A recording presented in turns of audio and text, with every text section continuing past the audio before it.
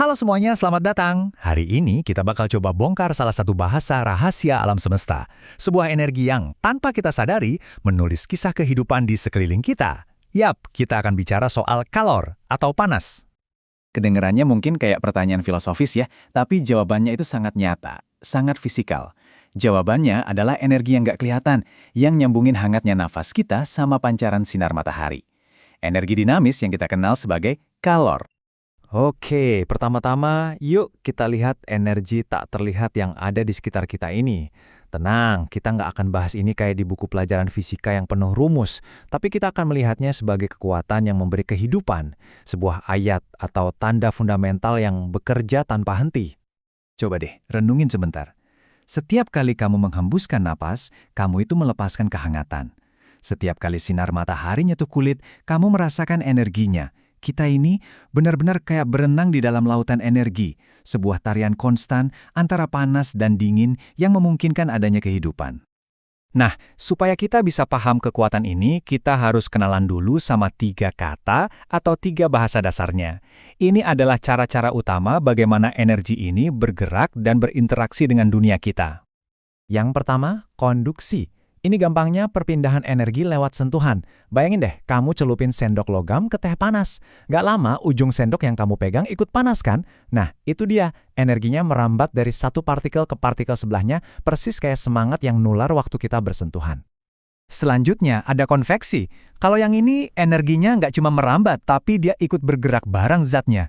Contoh paling gampang, air mendidih.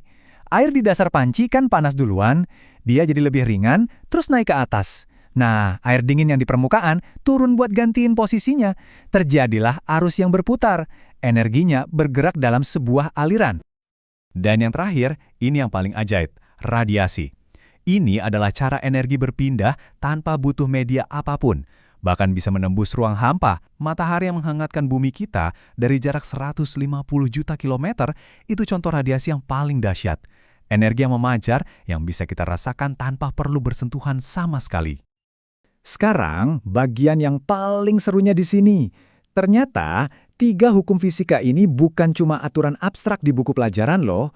Di dunia biologi, ketiganya ini adalah strategi bertahan hidup yang super brilian. Sebuah desain yang sempurna. Jadi, makhluk hidup itu pada dasarnya bisa kita bagi jadi 2 kubu besar dalam urusan ngatur panas. Ada kubu ikut lingkungan atau ektotem, kayak reptil, suhu tubuh mereka bergantung sama panas dari luar. Terus ada kubu bikin panas sendiri atau endotem, kayak kita para mamalia, yang menghasilkan panas dari dalam tubuh lewat metabolisme. Dua-duanya punya strategi yang unik banget. Yuk kita lihat beberapa contoh desain cerdas ini. Reptil yang lagi berjemur, itu dia lagi jago banget manfaatin radiasi buat nge-charge badannya.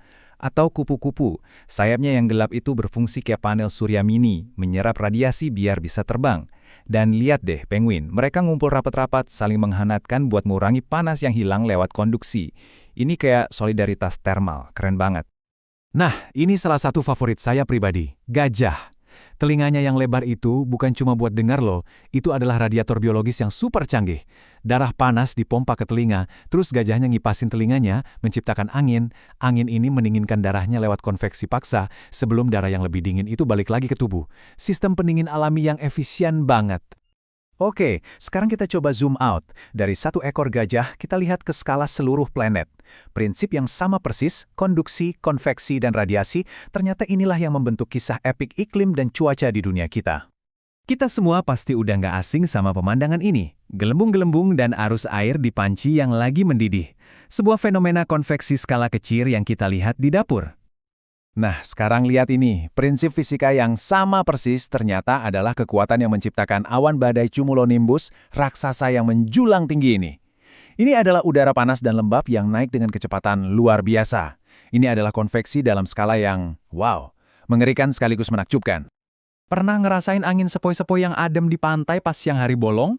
Nah, itu juga konveksi. Siang hari, daratan kan lebih cepat panas. Jadi udara di atasnya naik. Terus udara yang lebih dingin dari laut masuk buat ngisi kekosongan. Malamnya, prosesnya kebalik.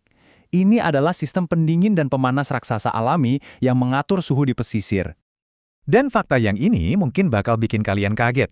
Salju yang kita pikir dingin dan mematikan ternyata berfungsi sebagai selimut pelindung. Kenapa? Karena lapisan salju itu memerangkap banyak udara, dan udara adalah penghantar panas yang sangat buruk. Jadi, salju ini justru memperlambat hilangnya panas dari tanah, melindungi akar tanaman dan hewan-hewan kecil dari hawa beku yang ekstrim di atasnya. Sebuah paradoks yang indah ya.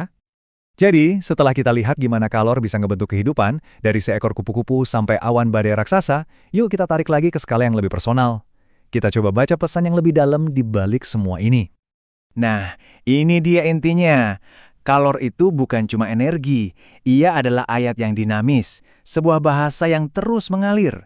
Mengalir dari matahari ke laut, dari awan ke tanah, dari pohon ke tubuh kita. Setiap hembusan nafas hangat yang kita keluarkan, itu adalah radiasi kehidupan. Setiap kali kita menggigil, itu adalah perjuangan tubuh kita untuk menjaga keseimbangan termal yang sangat rapuh itu. Ayat ini, menurut saya, merangkum semuanya dengan sangat indah. Seolah-olah pesannya adalah, lihat, bahkan dari sesuatu yang kelihatannya dingin dan lembab, kayak kayu yang masih hijau, Tuhan bisa memunculkan energi dan kehangatan. Ini pengingat bahwa potensi kehidupan dan energi itu ada di mana-mana, seringkali tersembunyi di tempat yang nggak kita duga. Dan ini membawa kita ke pertanyaan terakhir, khusus buat kalian. Setelah kita sedikit paham bahasa kalor ini, ayat-ayat dinamis apa lagi sih yang bisa kamu lihat dan kamu baca di dunia sekitarmu hari ini? Mungkin dari secangkir kopi yang perlahan mendingin, atau dari hembusan angin di luar jendela. Alam semesta ini terus berbicara, tugas kita hanya perlu belajar untuk mendengarkan.